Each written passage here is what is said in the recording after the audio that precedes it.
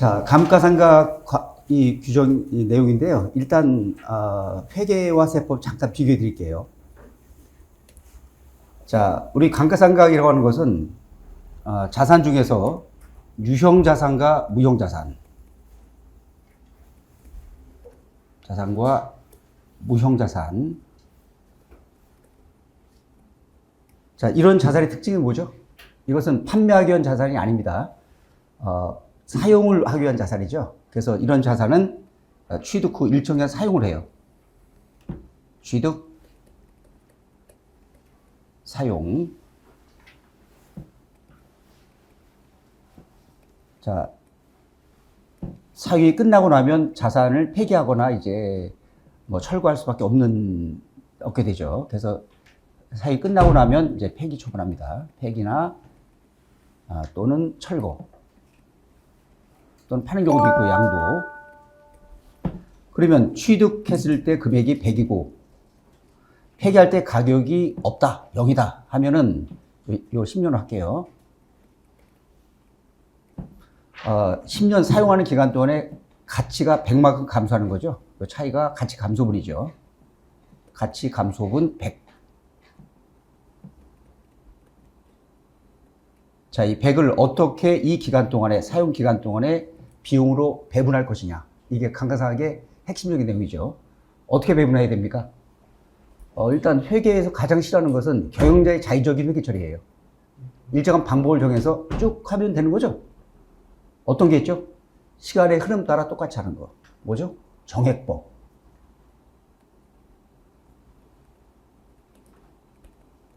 두 번째 방법은 이런 것도 있죠. 상각할 대상 금액을 계산한 다음에 처음엔 100이죠. 곱하기 상각률. 요 금액을 생각하는 거예요. 1차 연도는.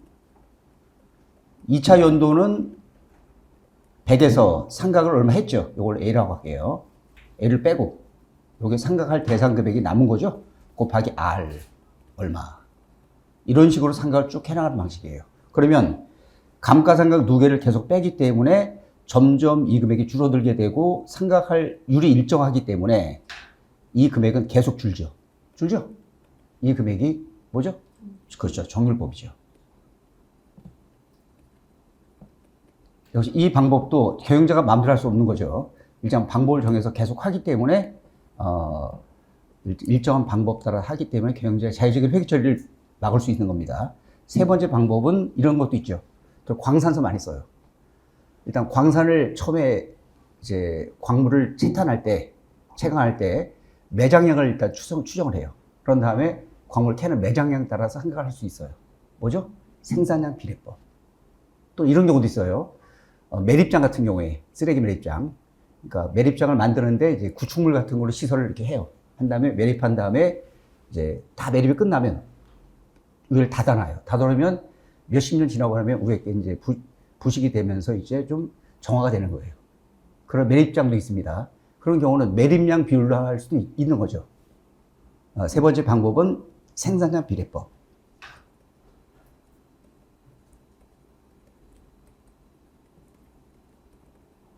등등 여러 가지 방법이 있어요. 회계에서는 방법이 합리적이면 다 인정해줘요.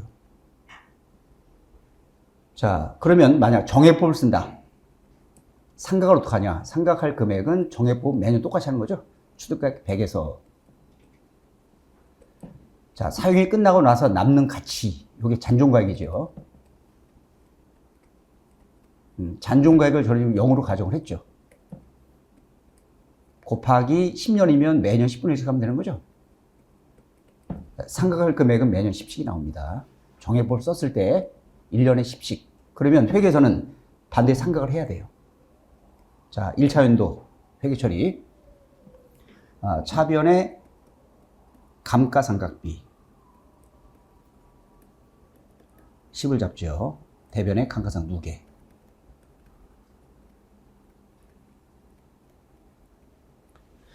이렇게 회계 처리합니다. 장부상 북 회계 처리. 그러면 회계에서는 딱 요 금액을 잡아야 돼요. 요거. 우리는 이익이 안 나서 5만 찾겠다. 회계사들이 지적하죠. 기업회계 위배입니다. 회계상 강사가 올해를 덜 잡았기 때문에 이익을 과대 계산했다. 지적을 해요. 회사가 올해 이익이 많이 난다. 20만 원, 20 정도 잡아볼까? 상각을 좀 더 해볼까? 이렇게 해도 회계사는 지적하죠. 회사가 회계 처리를 자의적으로 했다. 10만큼 비용을 더 잡은 거죠. 정확하게 잡으셔야 돼요. 회계사는. 그리고 10년이 딱 끝났다. 상각이 딱 끝나야 돼. 자산이 남으면 안 되는 거죠. 이게 회계예요. 회계는 정확하게 합니다. 자, 세법. 세법의 감가상각은 세법이 만든 건 아니에요. 회계에서 받아온 거지. 회계가 있는 개념을 세법이 그런 게 있구나 받아다가 조금 고쳐서 쓰는 거예요. 세법 뭐가 다르냐? 첫 번째, 취득가액은 거의 비슷해요. 그런데 이 사용기간, 이것부터 뭐라고 부르죠? 내용연수라고 부릅니다. 이 내용연수를 정하는 방법이 달라요. 회계는 어떡하죠? 회계는 추정을 하는 거예요. 몇 년 쓸지 사실 모르죠. 모르지만 과거 경험에 따르면 몇 년 쓸 것이다. 또는 경험이 없다 하면 일반적 회사는 몇 년 쓰나? 추정이 할 수 있어요. 그래서 회계는 이걸 추정을 해요. 추정. 여기 이제 회계는 추정입니다. 그리고 내용수 끝나고 나면 얼마가 남을까도 알 수 없죠. 뭐 10년 후, 20년 후를 어떻게 합니까? 회계는 어떻게 하죠? 추정. 이것도 추정이에요. 잔존가액도 추정을 합니다.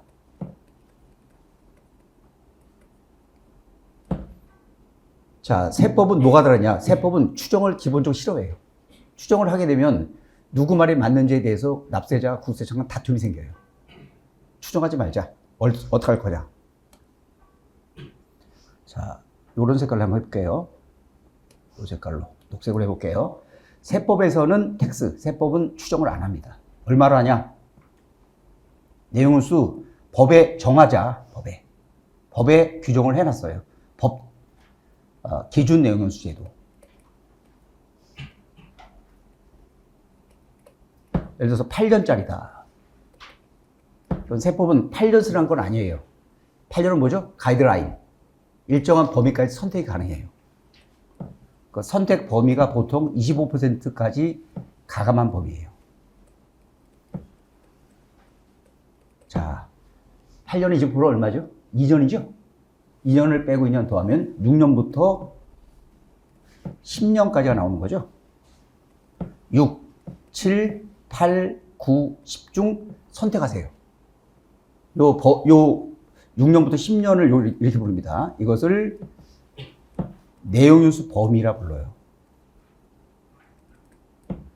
범위. 그래서 일반 유형자산들은 이렇게 범위가 다 있어요. 무형자산은 범위가 거의 없습니다. 딱 기준 몇 년 끝이에요. 그래서 이 범위 내에서 선택해서 신고하시면 인정해줘, 그대로. 제가 필기하는 파일은 저장해서 나중에 PDF 파일로 다운받을 수 있게 해드릴게요. 제가 저장 좀 했습니다. 자, 그래서 이 범위 내에서 선택이 가능하고, 선택을 안 하면 세법은, 그러면 기준연수로 하자. 이렇게 법이 돼 있어요. 그러니까 범위 내 선택 안 하면 뭘 써요? 기준 내용연수. 첫째 다른 점이죠. 회계는 추정, 세법은 법정화. 단 몇 년 써라 딱 그건 아니에요. 일정 범위령에서 선택권을 약간 줬어요. 두 번째, 잔존가액. 자, 회계 뭐라죠? 추정. 세법은 추정 싫어한다 그랬죠? 세법은 법에 정해놨어요. 얼마를 쓰냐? 제가 회계사 쓸 당시에는 10%였어요. 취득가액 10%. 100억이면 10억. 근데 10억이 남을 줄 알고 상각을 쭉 하면 이제 끝에 10억이 남아야죠. 근데 해보면 철거를 해야 되는 경우는 철거비가 더 드는 거야, 이게.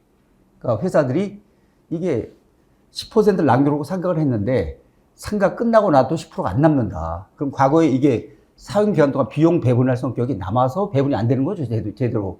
불만을 막 얘기하니까 정부에서 법을 바꿨어요. 바꿔서 잔존가액은 0으로 하자. 현재 법은 0이에요. 얼마요? 0. 세법은 0으로 봅니다. 0. 근데 0으로 하면 두 가지 문제가 생겨요, 이게. 첫째, 정률법의 상각률 계산. 정률법 상각률도 회계에서 받아온 거예요. 공식은 똑같이 같은 공식입니다. 자, 회계 상각률 공식은 이거예요. R은 정률법 상각률 1 빼기 루트. 이게 취득가액이에요. 잔존가액이고, 이렇게 내용연수. 요 계산식이에요. 그런데 이게 0이 돼버리면 R은 1이 나버려요. 그래서 정률법 상각률 계산 자체가 불가능하게 되어지는 거예요. 그래서 법에서는 그러면 이렇게 하자. 정률법에 상각률 계산할 때는 잔존과액을 취득가액의 5%로 보자. 10% 좀 많으니까 5%로 보자. 요걸 5%로 보고 상각률 계산을 했어요. 누가 계산했냐? 기재부 장관이. 장관이 시행하는 직원도 시켰죠. 그래서 시행규칙에 별표에 쫙 율이 나와요. 내용수 2년이면 정액 얼마, 정률 얼마. 정액은 0.5죠. 2분의 1이니까. 정률은 0.777. 이렇게 쫙 나와요. 그 0.777 2년일 때 상각률이 요 S를 잔존가액을 취득가액 5% 보고 계산한 거예요. 근데 그렇게 돼버리면 상각이 끝나는 마지막 연도에 상각이 안 끝나고 남아요. 왜? 5% 받기 때문에 5% 정도가 조금 못되게 남아. 끝에 이 소수점이 쭉 나오는데 끝에 올렸기 때문에 상각률을 적용하면 끝에 남는 것은 5%보다 조금 적게 남아요. 끝에 반을 다 올려버렸어요. 그래서 그 금액은 마지막 연도에 상각을 다 하는 거야. 그러니까 미상한차이 5% 안 되게 남았습니까? 취득가에 마지막 연도에 상각 범위에 더해서 추가 상각 하는 거예요. 전부 다 하면은 상각하고 나면 금액이 0이 나버리죠. 그러면 0이 나오면 문제가 뭐가 생기냐? 자, 자산 중에 상각이 끝난 자산이 있어요. 근데 실제 가치가 있는 것이 많아요. 그 자산은 팔면은 돈 되는 게 있습니다. 그거를 0으로 해버리면 팔아도 처분손이 추적이 안 돼요, 이게. 장부상 남은 게 없기 때문에 팔고 돈 받은 것을 누락해버리면 장부상도 없기 때문에 확인이 안 됩니다.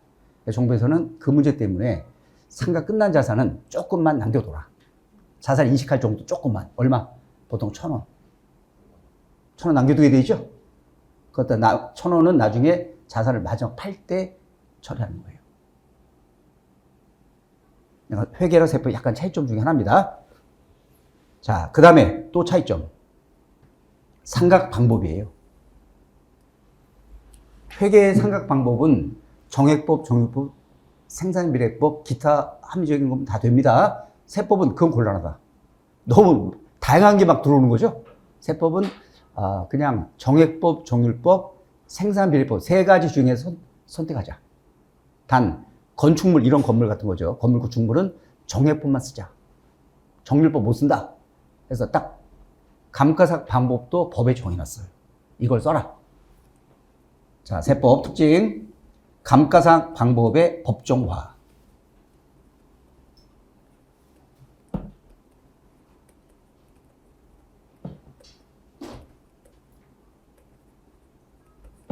지금 우리 녹색은 이제 텍스가 녹색이에요. 텍스. 자, 그 다음에 또 하나 차이점. 이게 아주 중요한 차이점 중에 하나입니다. 자, 우리 회계에서는 감가상각을 정확하게 시불 해야죠. 시불해야죠. 회사가 상각을 했다. 상각을 했어요. 시불했다. 일단 지고 해볼게요. 자, 상각을 시불했을 때. 첫째. 두 번째, 적게 했을 때. 세 번째, 많이 했을 때. 세무 조정을 어떻게 하는 것이냐. 자, 세법에서는 이렇게 봐요. 세법에서는 상각을 했어. 잘했네요. 예. 그리고 첫째 10을 했을 때, 5를 했을 때, 20 했을 때를 비교해 볼게요. 자, 일단 세법에서는 상각을 하면 이제 회사 상각이 얼마냐? 회사 상각액하고 상각 범위를 비교해요.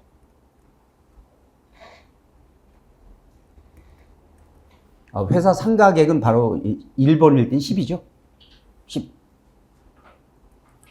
자, 세법에서는 상각 범위를 계산합니다. 상각 범위가 한도예요. 한도는 계산 공식에 딱 법이 있어요. 이렇게 계산해라. 정액법 쓰는 겁니까? 그러면 취득가액 100. 잔존가액 빼고 빵.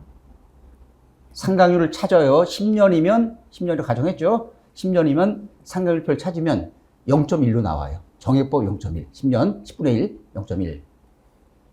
요게 상각 범위예요. 10이죠.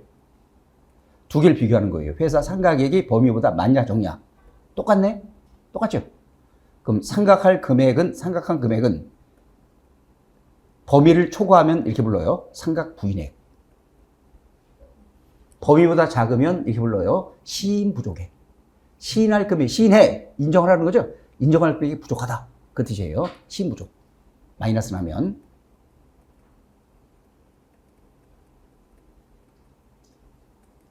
자, 두 개를 비교하면 똑같죠? 빵.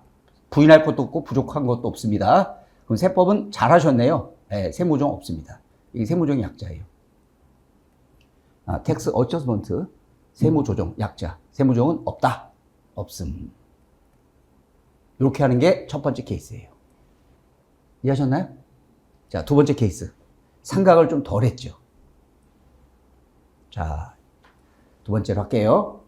회사 상가객.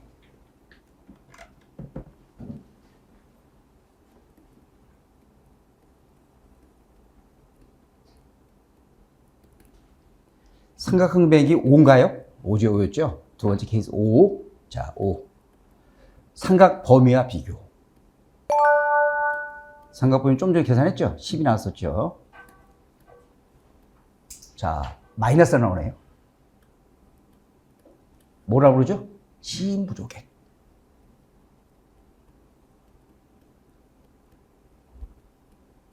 세법에서는 한도, 이게 한도죠. 한도 내에서 회사 마음대로 하세요가 세법 규정이야. 한도, 상각 범위는 한도입니다. 딱 그걸 하라는 게 아니야. 그거 내에서 마음대로 하세요. 회사가 한도 내에서 적게 했죠? 잘했어. 세무 조정은 안 합니다.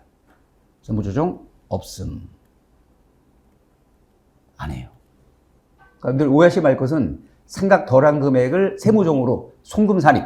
만약 이것을 세무조정으로 손금산입 해서 세무조정 했다. 그럼 국세청에서 연락을 올 거예요. 회사로. 감가상각비 시인 부족액을 송금산입 조정하셨네요. 조정한 이유가 뭡니까? 물어볼 거예요. 그럼 얘기하죠. 한도보다 덜해서 한도다. 그럼 국세청 직원이 딱 느낌 오죠. 세법을 잘 모르는 사람이구나.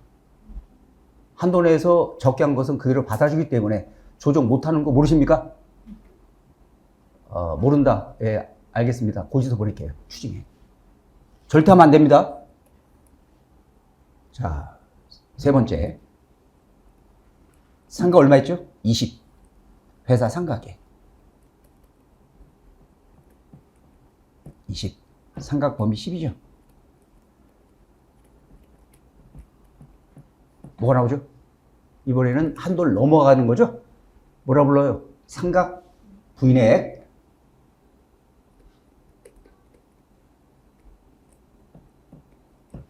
왜 한도보다 더 하셨나요? 10은 인정 못한다. 세무조정해야죠. 조정은 송금을 싸니.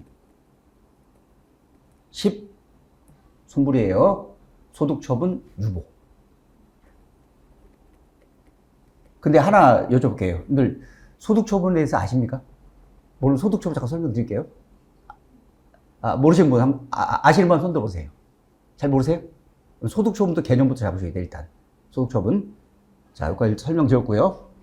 잠깐 소득처분 설명드리고 다시 올게요. 세무조정은 아십니까?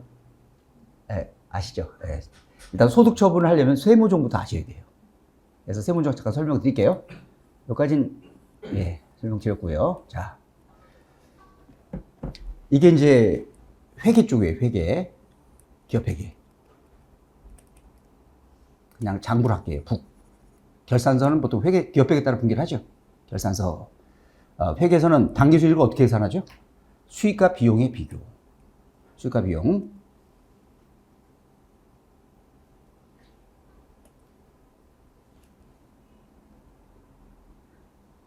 잠시, 컴퓨터가 지금 잠깐, 예. 수익과 비용을 비교해서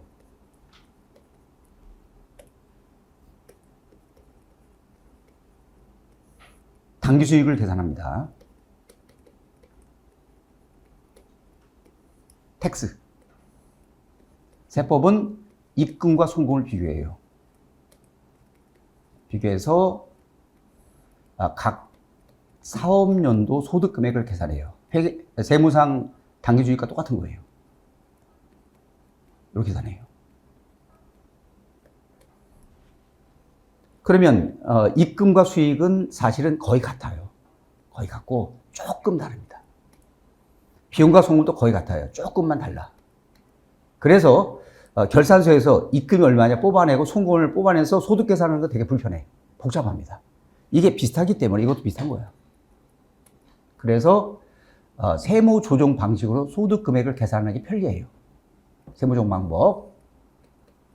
어떻게 계산하냐? 출발점은 당기순이익이에요. 이걸 출발점에 놓고 소득과 차이를 가감하는 거예요. 각 사업년도 소득을 계산하기 위해서 순이익과 소득 금액의 차이를 더하고 빼는 겁니다. 순이익이 덜 잡혔으면 더하고 더 잡혔으면 빼고. 그래서 이게 입금산입과 송금산입이에요. 송금산입과 입금산입이고. 자, 보세요. 자, 우리가 세무 조정할 대상은 뭐냐면 이거예요. 자, 빨간 걸로 표시할게요. 이게 똑같으면 조정할 필요가 없는 거예요. 그런데 세무조정이 나오는 경우는 이런 경우죠. 이런 경우. 이게 차이가 나면 보세요. 수익이 더 많다. 순이익은 소득과 비교할 때 어떻죠? 더 많이 잡혔겠죠. 수익을 많이 잡았다면 순이익은 더 잡힌 거예요. 더 잡혔죠? 그럼 그 차이를 어떻게 줘야죠? 순이익이 이거보다 더 잡힌 거죠? 빼줘야지. 그 조정이 입금산입이에요. 아셨죠? 자, 그 다음에 이런 경우도 있겠죠. 이런 경우. 뭐죠? 순이익이 입금보다 덜 잡힌 거죠? 덜 잡히면 당기순이익은 어떻죠? 덜 잡혔지. 덜 잡혔죠? 덜 잡히면 이게 덜 잡혔으니까 더 해줘야 되겠죠. 그 조정이 입금산입. 이해했죠? 여기까지? 자, 그 다음에 송금, 비용과 송금의 비교. 역시 두 가지 케이스가 있겠죠? 이런 경우와 이런 경우. 이런 경우도 있고, 이런 경우도 있고. 자, 첫째, 이런 경우, 파란색. 이건 어떤 상태예요? 비용을 많이 잡은 거죠? 비용을 많이 잡게 되면 많이 뺐기 때문에 순이익은 어떻게 되죠? 덜 잡히죠. 덜 잡히죠? 그럼 순이익이 덜 잡힌 거야. 그 금액만큼 더 해줘야죠. 그게 바로 송금물산입이에요. 그 다음에 이 경우. 어떤 상태예요? 비용을 덜 잡은 거죠? 덜 잡으면 당기순이익은 더 잡히게 되죠. 덜 뺐으니까. 더 잡히면 그걸 차이만큼을 빼줘야 소득이 정확히 나오는 거죠. 그 조정이 송금사의 세무조정인 거예요. 아무것도 아니죠? 그러니까 순이익이 더 잡혔어? 빼. 덜 잡혔어? 더 해. 이해하셨죠? 더하는 조정이 뭐라고요? 입금산입과 송금물산입. 빼는 조정이 뭐라고요? 송금산입과 입금물산입. 아주 간단한 개념이에요. 이건 중학생도 알려주면 다 해요. 이거는. 자, 두 개의 차이를 맞추는 거야. 이게 덜 잡혔으면 더 가는 거고, 더 잡혔으면 빼는 거야. 알려주면 다 합니다. 아주 간단한 개념이에요, 세무조정은. 이게 세무조정이죠. 아셨죠, 여기까지? 자, 그러면 세무조정은 어디서 하는 거냐? 제가 잠깐 보여드릴게요. 이게 이제 법인세법입니다. 법인세법에서 소득금액 계산이 여기 나와요. 각 사업년도 소득이라고 돼 있죠? 자, 이게 법이에요. 저 끝에가 법. 저 법은 국회에서 만드는 겁니다. 가운데가 시행령. 어디서 만들어요? 대통령이 만든 거예요. 대통령. 대통령이죠. 여기 보면 시행규칙. 이것은 기재부 장관이 정한 거예요. 국회, 대통령, 기재부 장관. 법, 시행령, 시행규칙. 이게 법인세 법령입니다. 법령. 그래서 모든 걸 판단할 때 이 법령 따라 판단하는 거예요. 자, 그럼 법에 보면은 각 3년도 소득을 뭐라고 정해놨나요? 14조 1항. 내국법인의 각 사업년도 소득은 그 사업년도에 속하는 입금의 총액에서 송금의 총액을 뺀 금액으로 한다. 맞죠? 수익과 비용을 빼는 거랑 똑같은 거죠. 그리고 그게 만약 손실 났다, 마이너스다. 뭐라 불러요? 결손금. 결손금이에요. 결손금은 우리 결손 났다. 15년 동안 넘겨서 빼줘요. 몇 년 동안? 15년. 그리고 중소기업에서 오신 분들, 중소기업 잘 들으세요. 중소기업은 결손 나면 작년도 세금 낸 게 있다면 세무서에 결손 난 해 법인세 신고하실 때 우리 회사 결손금을 전년도 소득에서 빼서 법인세를 환급해 주세요. 신청서 제출하면 세금 환급이 나와요. 전기 납부한 세금을 환급받을 수 있어. 결손 났을 때 이건 신청 요건입니다. 신청하셔야 돼요. 반드시. 이 결손금 소공제 제도예요. 자, 결손 났다. 중소기업은 소공제 가능합니다. 전년도 세금을 환급받을 수 있어.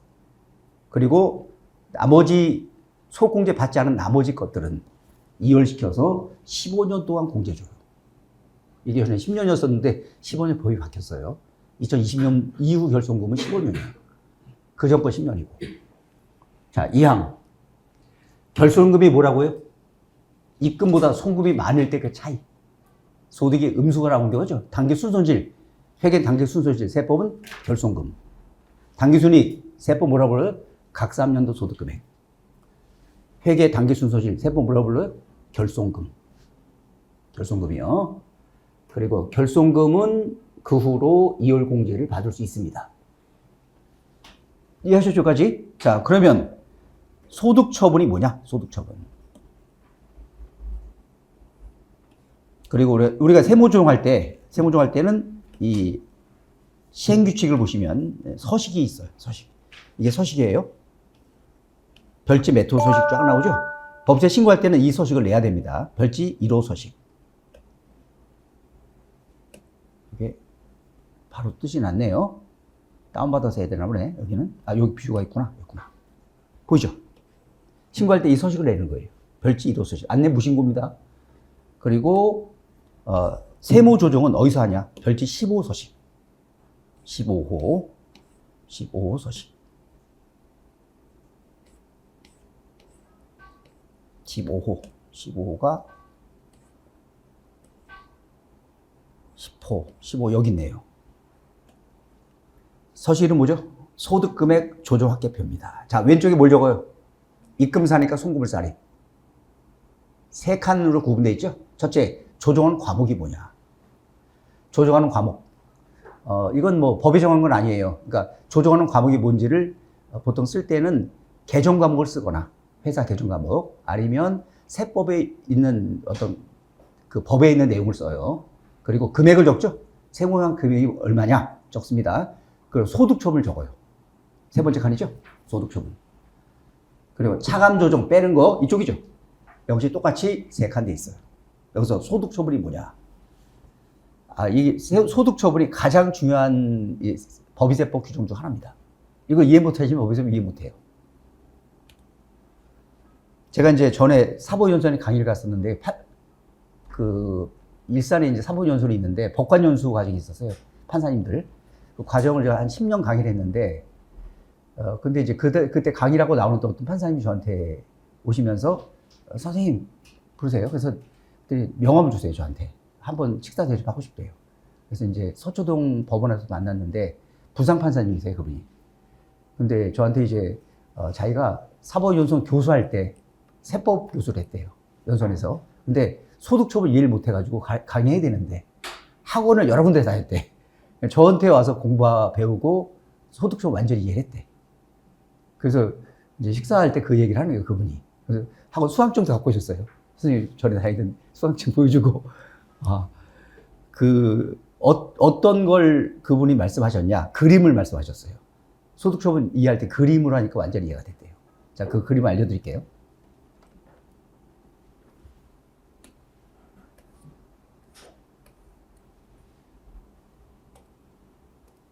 자, 이게 재무상태표예요.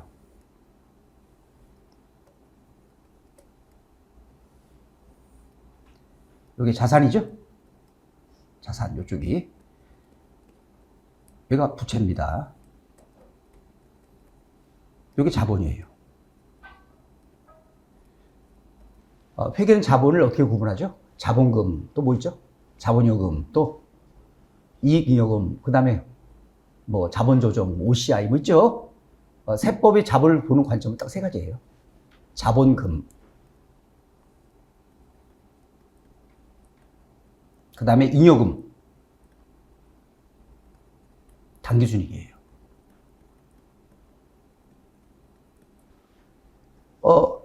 잉여금은 자본요금, 이익잉여금 같은 걸 말하죠. 선생님, OCI도 있는데 OCI도 잉여금이에요.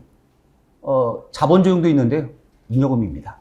그래서 자본금, 당기수익 외에는 전부 다 퉁치는 거예요. 다 잉여금.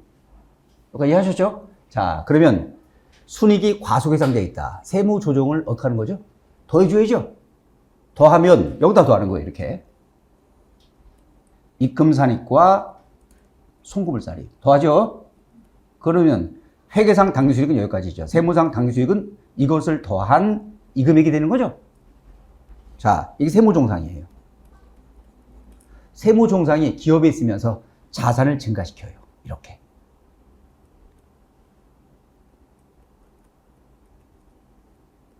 이런 그림이 나온다. 그러면 세무종 효과는 이거죠. 세무종 결과로 순이익이 증가하고 소득이 커지는 거죠. 증가하면서 자산을 크게 만들어요. 요게 효과입니다. 결과적으로 요게 자본이죠. 요게 자산이에요. 자산. 자, 세무조항 결과로 결산상의 자산, 부채, 자본과 비교해 보면 자본이 커지고 자산도 커집니다. 이해하셨나요, 여기까지? 이런 경우 세무조항은 이렇게 하는 거예요. 조중계산서에 쓰는 겁니다.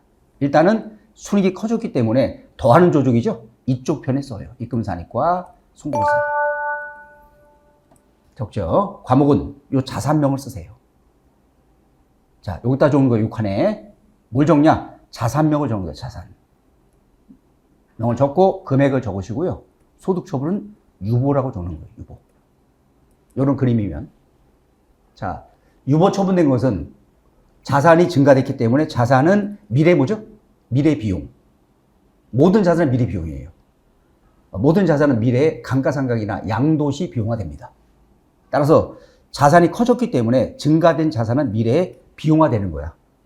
결산상 자산은 아니죠. 세무상 자산이죠. 비용화될 때 우리는 세무조정을 당초 조정과 반대로 해주는 거예요.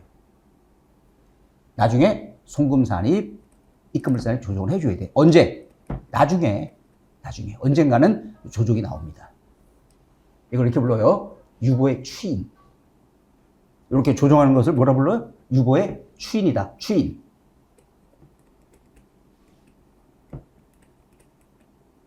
그래서 올해 세금을 더 내지만 미래 세금을 돌려받아요. 돌려받을 세금 추정해서 잡는 게 회계 뭐죠? 이연법일세